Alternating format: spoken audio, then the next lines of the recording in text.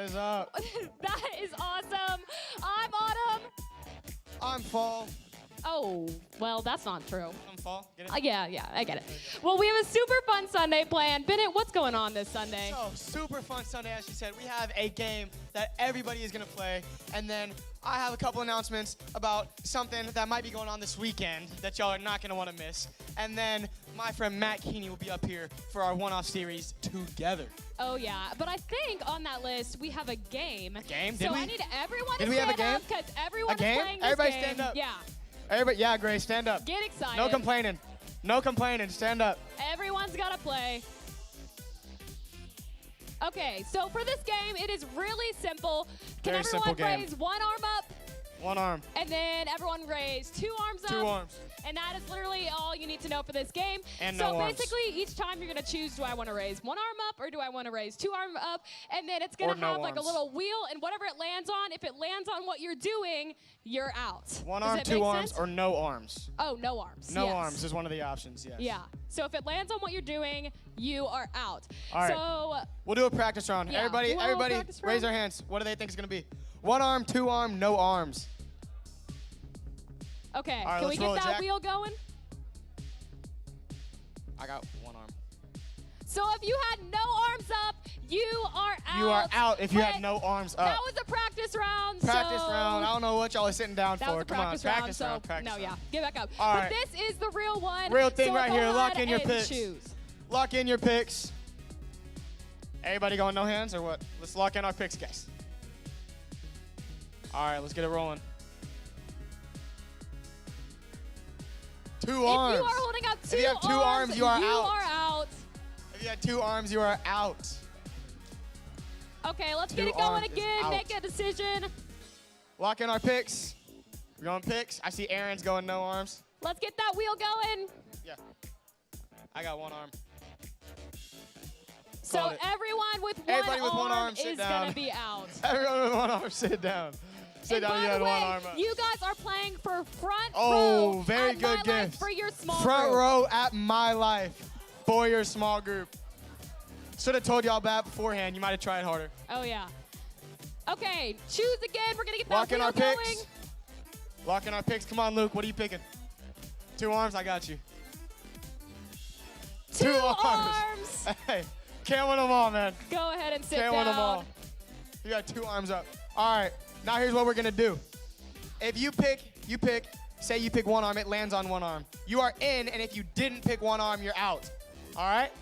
If you don't pick one arm and it lands on one arm, you are out. Okay? All right. Everybody understand? All right. Let's get our picks in. Let's get our picks. No arms are stays gonna be in. the ones in. No so if you were arms. holding up one arm or both Everybody arms, go ahead did and no sit arms down. is what it looks like. Everybody did no arms. All right. Let's lock in our picks. We're going to keep it rolling. Yeah, let's get that going again. Get those picks up. If No you have arms, no arms stay up, in. again, Gotta you're sit. going to be staying up. Stay in if you had Do we have one. anyone- No arms. Oops. Do we have anyone left? Who if do we you're have left? still up, go ahead and come up here on the stage. Come on the for stage us. if you're still up. Is it just Avery? Do we have Oh, we anyone got left? Are y'all in the same Oh. small group? Oh, so they're in the same small group. We'll Do- still do it for the fun. Y'all want to come Yeah, up to the middle come of up the stage? here. All right. Let's go ahead and lock in those answers. Get your picks in. No arms? This whole No time? arms? Okay, right, let's what are get you that picking? going. One up? All right. All right, one up. Two arms. All right, so- Oh, well, We'll run it back. We'll run it back. We have two people. one One arm There wins. you go. So you win. So you are y'all in going the same home small group, so with it's kind of that win-win.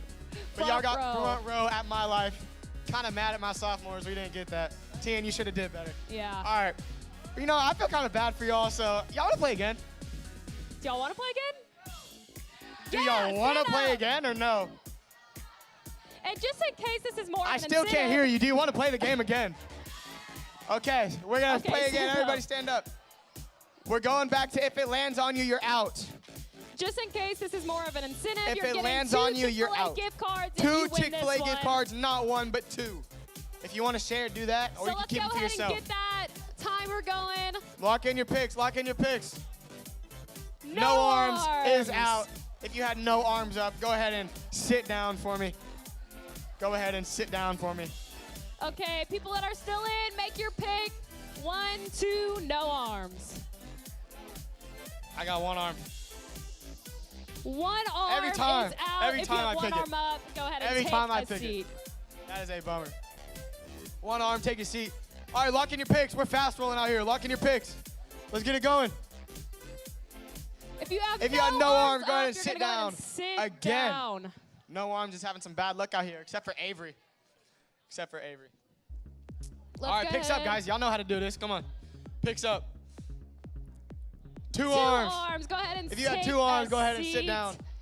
I think that we should switch this up again. Yeah, so it's a little too try easy. It's a little too easy. Get what's going to be on the screen. If you pick what's on the screen, you stay in. Everybody else is out. So Carter, let's what's your get pick? that wheel going again. One arm. If you have no arms up, No arms, you're you gonna are still stay in. I haven't gotten it right yet. I'll get it one day. Let's get it going again. Pick Jackson's your still picks. in. I see you. No, No arms arms. again. Go ahead and Man, stay unpopular. standing. Y'all want to come up on stage? Yeah, let's go Brianna. ahead and get y'all up on stage. Y'all want to go up on stage? We only have Come 2 on, people. come on. I wasn't asking. Let's go up. Let's get up on stage. Are y'all in guys. different small groups? All right, we're playing Let's for get y'all's names. a Chick-fil-A gift card. I'm Daniel, and I'm from the sophomore small group. I'm Caden, and I'm from the junior small group. Okay, if y'all small group is up here, make some noise because y'all will, or they'll be going Prize. home with some Chick-fil-A gift cards. Looks like $20, $10 now to Chick-fil-A. All right, let's get it going. Okay, pick y'all's pick.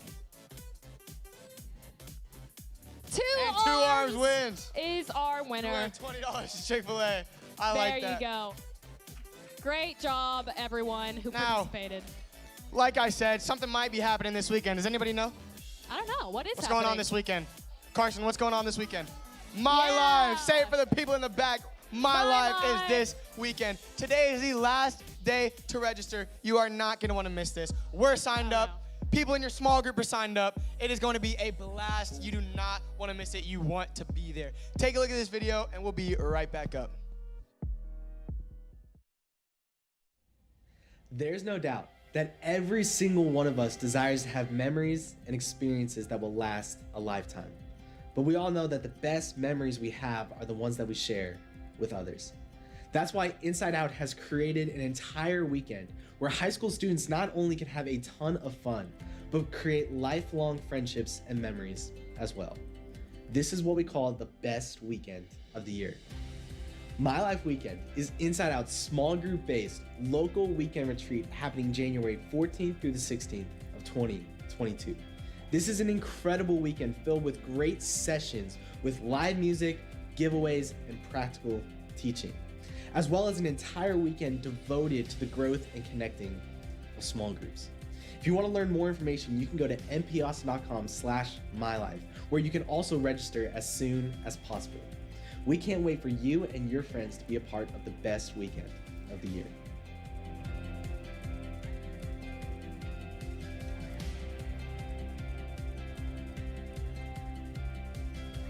Everybody give it up for My Life. There we go. Give it up for My Life.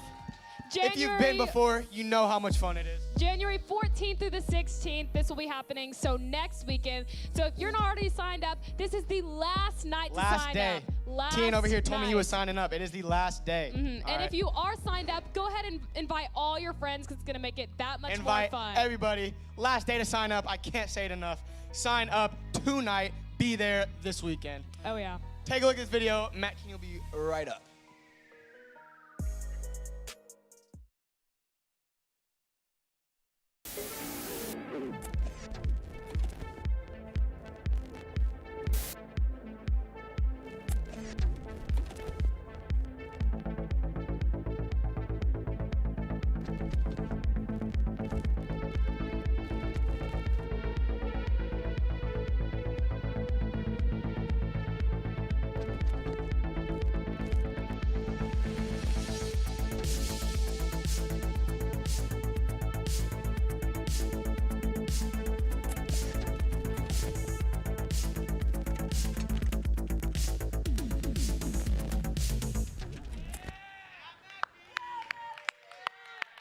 Nice, y'all. Happy New Year, everybody. Welcome to Inside Out, y'all. It's so good to see y'all. I want to say welcome, especially if this is your first time joining with us tonight. I want to say welcome to everybody watching online. I am so grateful that you guys are here kicking off 2022 here at Inside Out because we've got a lot of fun things planned for this year.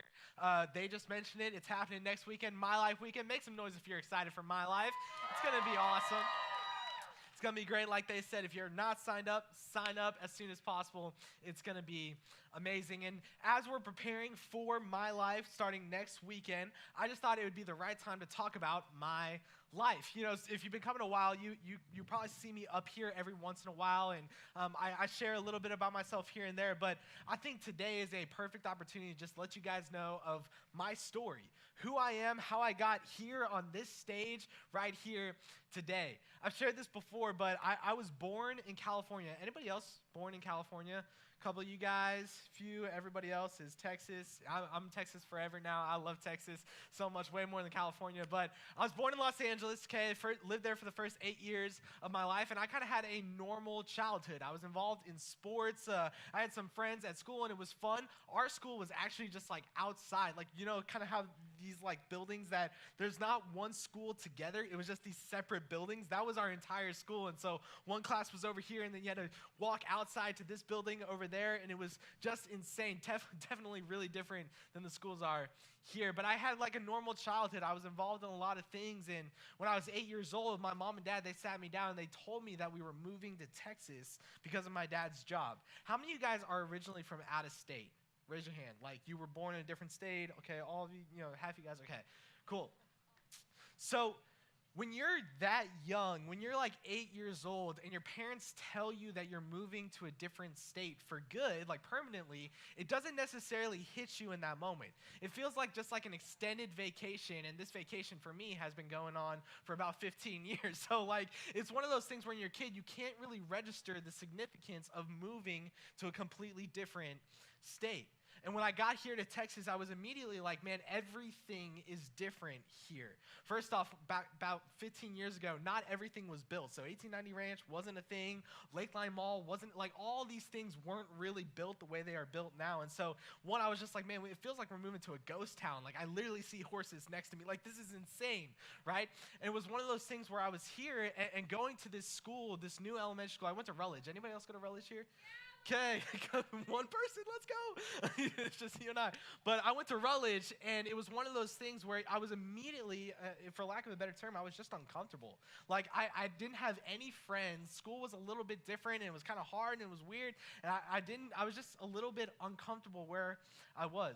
I was so uncomfortable in elementary school that almost every single day in elementary school, I would go down to the nurse to pretend I was actually sick or had a headache or whatever it may be so that my mom could come pick me up and take me home. I just didn't want to be there. I didn't have any friends. It was so hard for me to make friends, and it was just a little bit uncomfortable. And then middle school happens. How many of you guys went to Henry? Yeah, Hawks up. Okay, there we go. More people there. I love it, right? So when I went to Henry my 6th grade year, I was still socially awkward. I was still a little bit kind of like, man, I don't have a ton of friends. I don't know a ton of people. Really, my only friends were from baseball. I was, doing select baseball and travel baseball, and the only friends I had went all to a bunch of different schools all around the county, and I was like, man, I wish I had friends here in middle school. And it was one of those things where I tried different things that I definitely should not have done because I wanted to just fit into social circles. Like 6th grade year, I was in band, and I played trumpet. And my parents could tell you that it was like the worst year of their lives because they had to hear me try and attempt to play trumpet every single day. And it was one of those really, really difficult things for me. And even in there, I just still felt weird and uncomfortable, and it was really hard for me to fit in. 7th grade year, I tried playing football. And if you know anything about me, you know I am not physically built to play that sport, and not especially so in 7th grade. I was about 4 feet tall in 7th grade, and I'm part of history, honestly. I was a part of the very first Henry Hawk C team. And it was just one of those things for me where they had to create a team. Thank you, BMO. They had to create a team for me and a couple other unathletic people to go be a part of the very first Henry Hawk C team. But it was one of those things for me that was just really hard. I still didn't make a ton of friends. And throughout my time in middle school, like I said, I wasn't the biggest guy in the entire world, and everybody else was getting a little bit bigger, and I wasn't. And it was one of those things where I was just an easy target. I was bullied a lot through middle school. And when you're getting picked on almost every single day and people are making fun of you, maybe you've experienced this before, it's kind of hard to kind of control your emotions and kind of your frustrations toward that thought. It was one of those things for me where when people would pick on me, I didn't know how to handle my emotions, so I immediately got into fights with them. And I didn't win those fights, just to let you guys know. It was one of those things where I thought I could take on the bigger person, and the bigger person won every single time. And it was one of those things where it almost happened every single week where I was involved in a fight or something, or I got beaten up, or I got punched, or I got kicked, or I went home with a black eye or a bloody nose or whatever it may be. And it was one of those things where I just kind of hated my middle school environment. I hated that everybody was picking on me. I hated that I was getting bullied and all this stuff. And there was one time where after Christmas break, it was kind of the start of the new year, I got new clothes for Christmas my 7th grade year. And going back in, and then one of the first days back, I'm wearing my new clothes. I feel really confident about myself. Hey, maybe someone will notice. Maybe someone will say something about me. And these two guys, they picked me up. They put me in a trash can. And the trash can was full. And it had the milk. It had the mustard. It had all these different types of things. And I got put right in there, and I had the new shoes. I felt good about myself, and I got out of there, and it was early in the morning, and it was one of those things where my parents couldn't come pick me up, and I had to walk through that entire day smelling like that and looking like that and having stains all over myself. And man, I'm like, man, I hate it here. I don't like it here. Later in my 7th grade year, about a week before school gets let out, these two guys are picking on me. We get into a fight, and these two guys, they take me, they put me in a middle school locker. If you guys can think back to middle school, how small and how tight those things were, but I was that small and I could fit in those areas. It was one of those moments for me where I didn't grow up going to the church, and my parents, I'm very grateful for that. They let me find my faith on my own. And it was one of those things for me where I didn't really know what to think about God, but I'm like, man, if God is real, I hate God. Because God is supposed to be all loving and all knowing and all these different types of things. And here I am sitting in a locker by myself, still feeling socially outcasted from everybody that I was around. And I had a thought and I had a feeling, and this was the thought. I had never felt more alone. I had never felt more alone than sitting in that locker for about 30 minutes and trying to bang on there, hey, help, help, help, anybody? And I had never felt more alone in that moment. Maybe you've had moments like that for you in your life. But from that day on, I made a decision. I was like, I just don't want to be around these people. I'm like, I want to get out of here. So I decided to be homeschooled the following year. Who's homeschooled here? Raise your hand. Oh, they're not used to raising their hands. Yeah, a couple of you guys. Okay, perfect. Yeah, so I was homeschooled my 8th grade year, and honestly, I liked it, but it didn't really, fix this social problem because I was like, the only people I was hanging out with were my parents, who I love. If you're watching, I love you guys. But it was one of those things where I was like, man, I'm not really branching out the way I want to. Homeschool was great because I got to pick my own hours and only do about 4 hours of school each day, and it was absolutely incredible. But I wanted to go back to high school, public school, for my 9th grade year. How many Rangers are in the room? Vista Ridge, make some noise. I lived near Vista, so that was the school I was going to go to if I decided to go back. I really wanted to go back because I wanted to be on the baseball team. I was doing select baseball. I felt like I was pretty good at it, and it was one of those things where I was like, man, I feel like I can make the team, and hopefully if I make the team, I have a few connections there and a few people I can hang out with as well. And the first day of high school happened, and I go into Vista, and the first 3 hours of school is very similar to my middle school experience. And I was like, man, did I make the wrong call? Did I make the wrong decision? Do I really want to do this for the next 4 years of my life? And then lunchtime came, and I have an older sister who's 2 years older than me, and she was at Vista at the time, but she had a different lunch period than me. I don't know if I had A lunch, she had B lunch, or whatever it was, but she had a different lunch period than me. And it was one of those things where I found myself at Vista Ridge sitting alone. And this thought of I've never felt more alone was starting to ring true again. Because it's the first day of high school and people are seeing each other. Maybe they hung out over summer, maybe they didn't, but they're seeing each other. They're making connections, they're being together, and all these different types of things. And here I am sitting alone. And I'm like, man, everything I want and desire in my life is not happening for me. And another thought happens in that moment. I felt like I was going through my life by myself. It's an interesting thought, right? Because a lot of times we live life and we're like, man, I'm living my life because it's my life and I'm living my life by myself. But I would say for me, this was more true than ever because I was living my life by myself. I was not sharing anything that was going on in my life with anybody else in my life. So I felt like I was going through this entire process on my own. And here I am, first day of freshman year. I feel alone. I feel like I'm not making friendships. I feel like I made the wrong decision. And then in a moment, in an instant, my life changed forever. The second class I had that day was baseball class, and I got to meet some of the baseball guys, but also I didn't feel comfortable enough to be in their circle yet or whatever it may be. And I was sitting alone at lunch, and one of the baseball guys, he came up to me, he tapped me on the shoulder to say, hey, baseball players don't sit alone. You're coming to sit with me and my friends. His name was Christian Price. This is a picture of him right up here, right at our first boot camp at Camp 75 together. And I didn't know my awkward face would be on an LED screen this week. But there we are. That's freshman Matt right there. But it was one of those things where that day he tapped me on my shoulder, and he said, you're going to come sit with us. We sit together.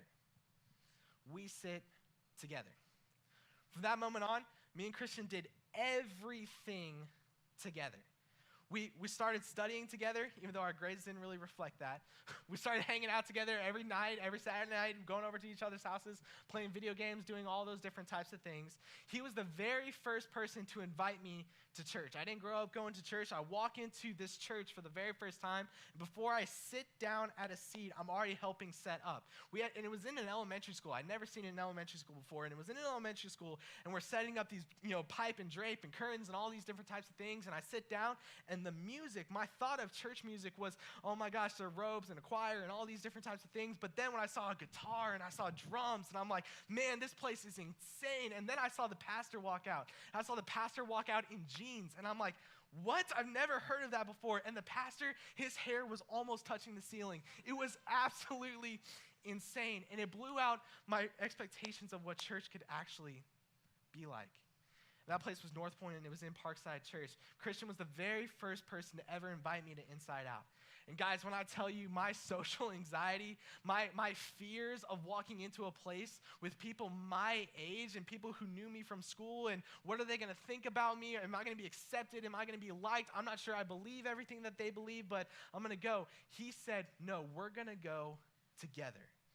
We're going to go together. So I went. And I loved it so much. I loved that a place existed for me in mind. I loved that we had this idea of small groups, that people my age and people who were going through what I was going through, where we can connect and where we can belong and feel like we actually did belong in that small group, and we could feel safe with whatever was going on in life. So some of my best friends to this very day, I got to meet them. And I was so grateful for Christian's invite to doing all these things. He invited me to my very first Camp 75.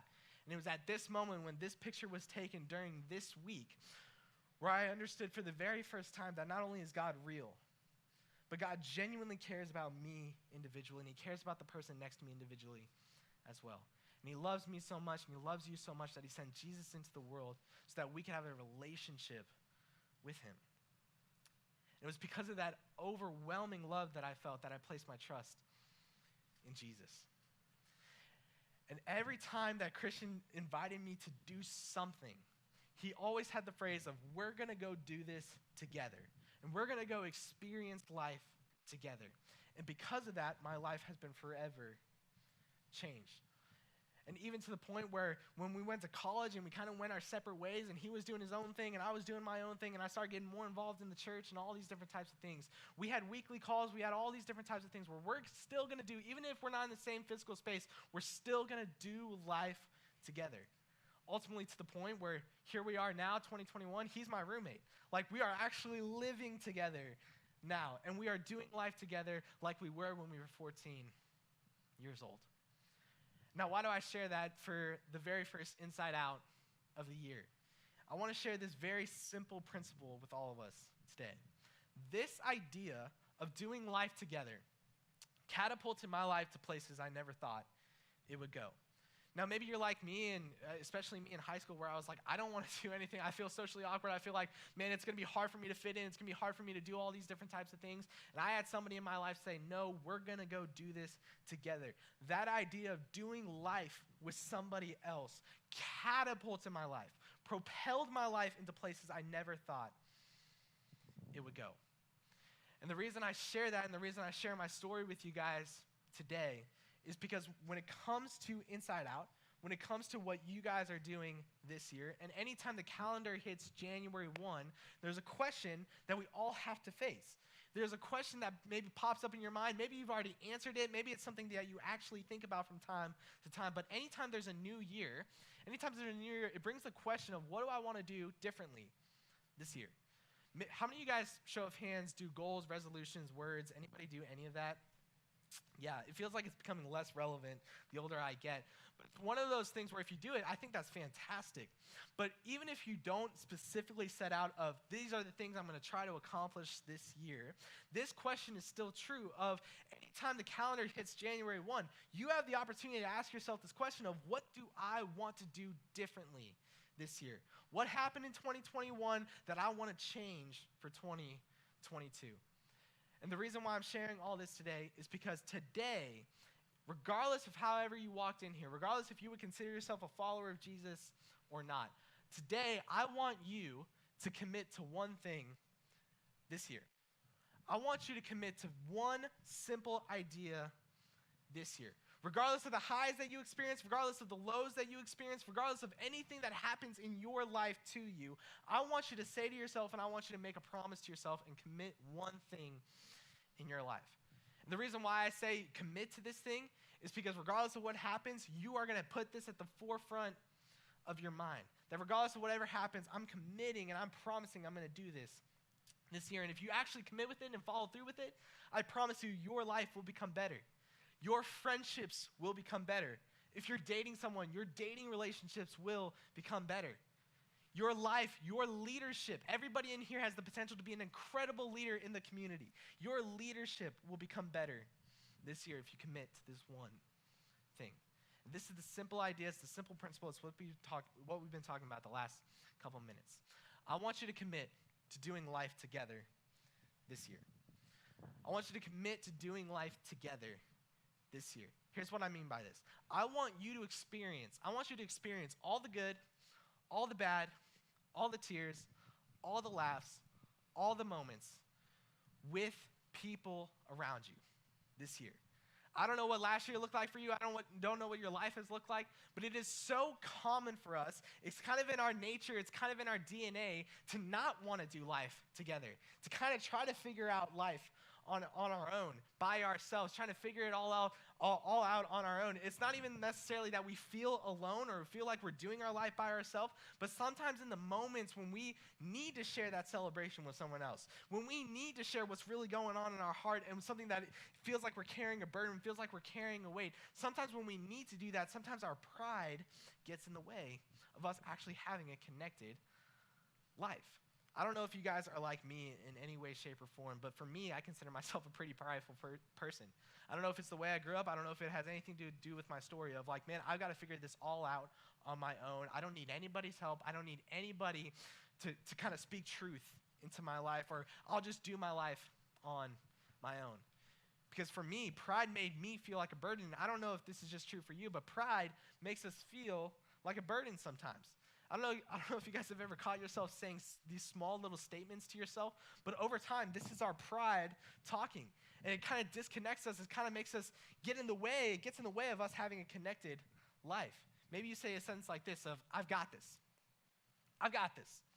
I've got this. I don't need anybody's help. I don't need your help, right? If your parents try to help, or a friend tries to help, or someone tries to speak truth in your life, you give advice, I've got this. I don't need your help.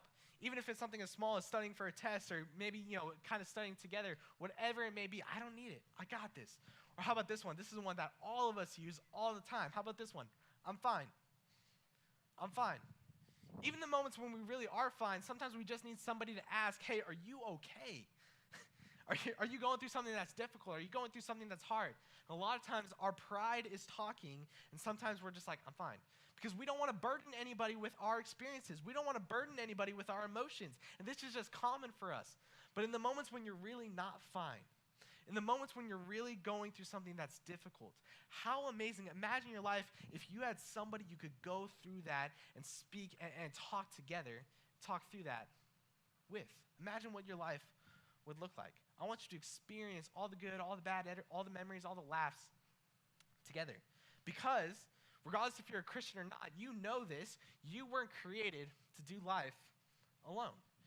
You aren't here on this earth having a heartbeat, having a pulse to do life alone. You were created to do life together.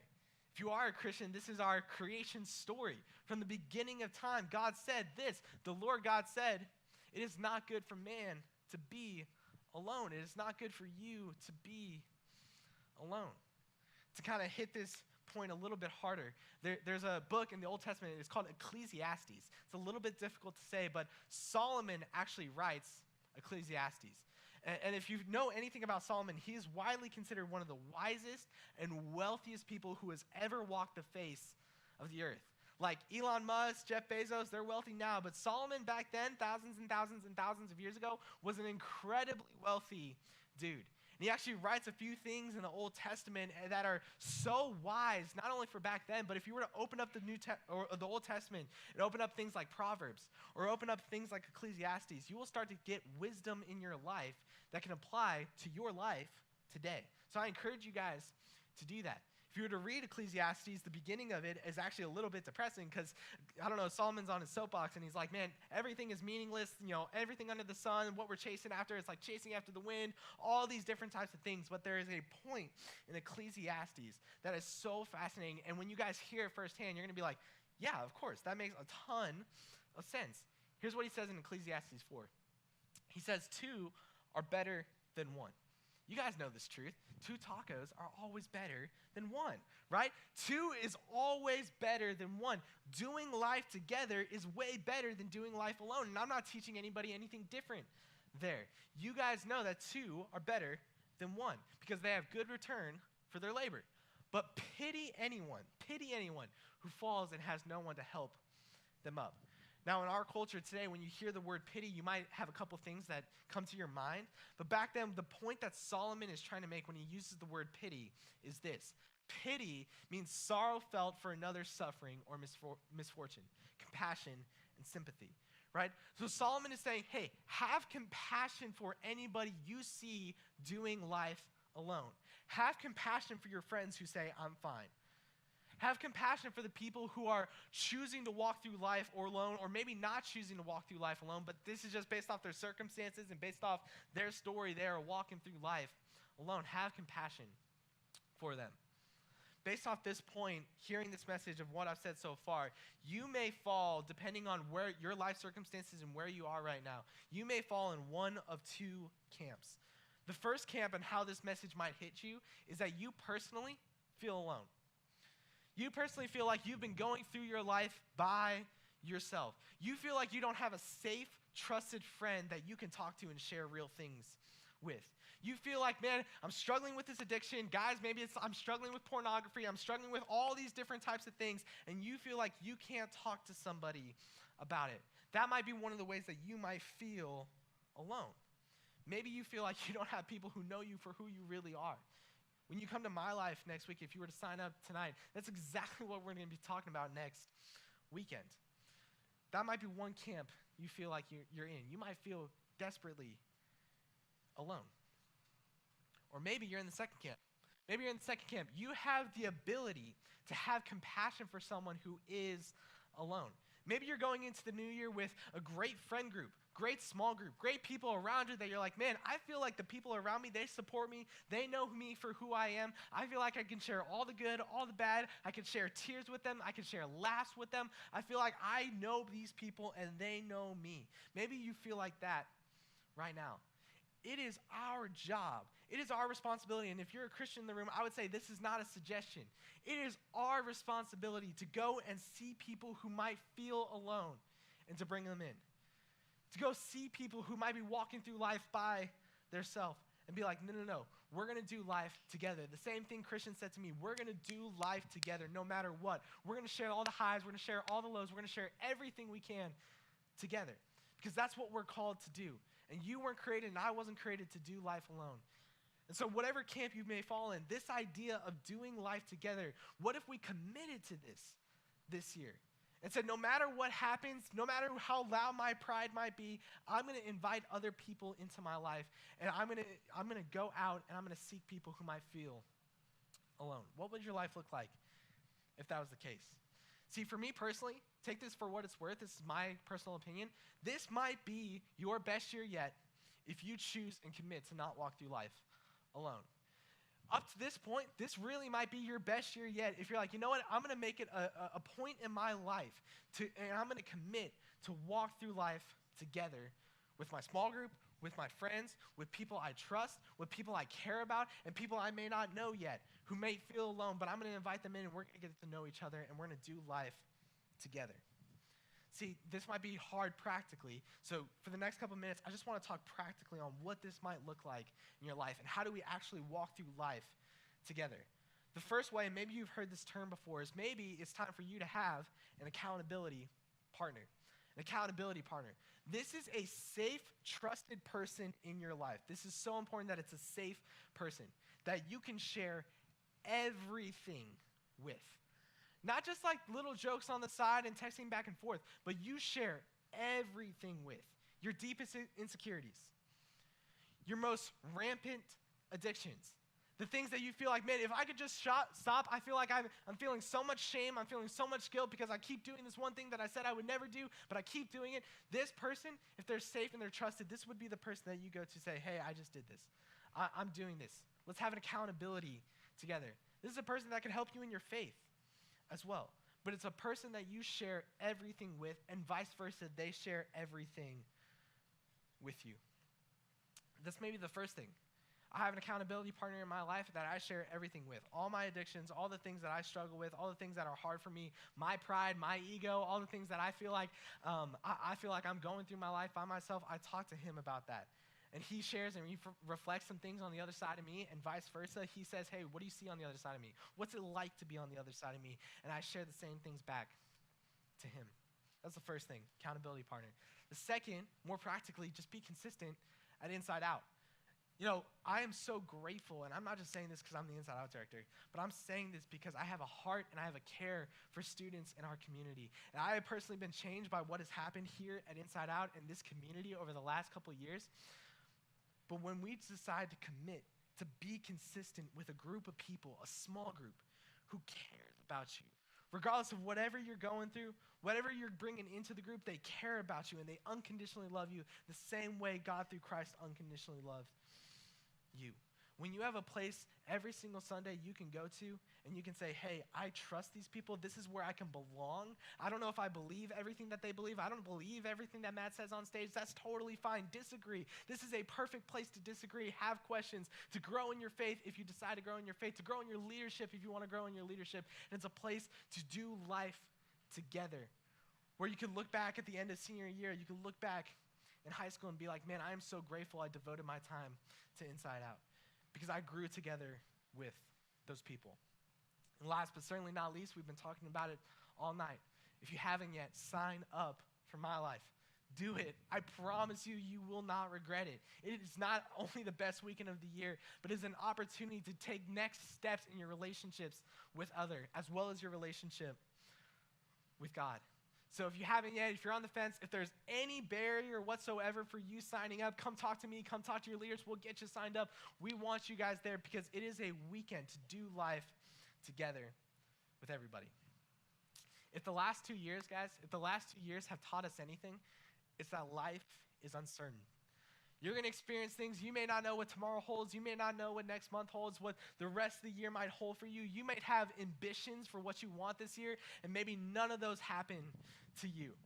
We all know that life is uncertain, but what if in the midst of uncertainty, what in the midst of hard times, you can walk through life with people who genuinely care about you, and you do life together with them.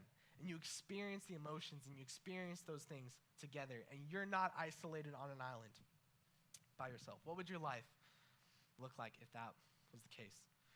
Really, the main idea, the main point of this is your life, my life, all of our lives, we are always better together. In the moments when your pride is talking, what if you said that to yourself? I'm better together. I'm better together. I want you to live a connected life, because I personally believe that your life will be better when you choose to be better together. Let me pray for us. Heavenly Father, thank you. God, thank you for your never-ending grace, your unconditional love for not only myself, but every student who's here in the room, everybody watching online, everybody who is not here tonight. God, we know that you've loved us since the beginning of time, and you sending your son Jesus into the world has proven that for us. God, it's because of Jesus that we have this life. We have this opportunity to come here together tonight, to learn more about you, to learn more about the life that you desire for each and every single one of us. God, I pray for all of our students tonight. God, that you would be in their hearts, you would be in their minds about living a connected life. You created us to do life together, and God, I just pray for all the experiences we will have this year to do that with each other. Father, we love you, and we need you. It's in Jesus' name. Amen. All right, y'all. Here's a map of our small groups right up here. If you have any questions, let me know.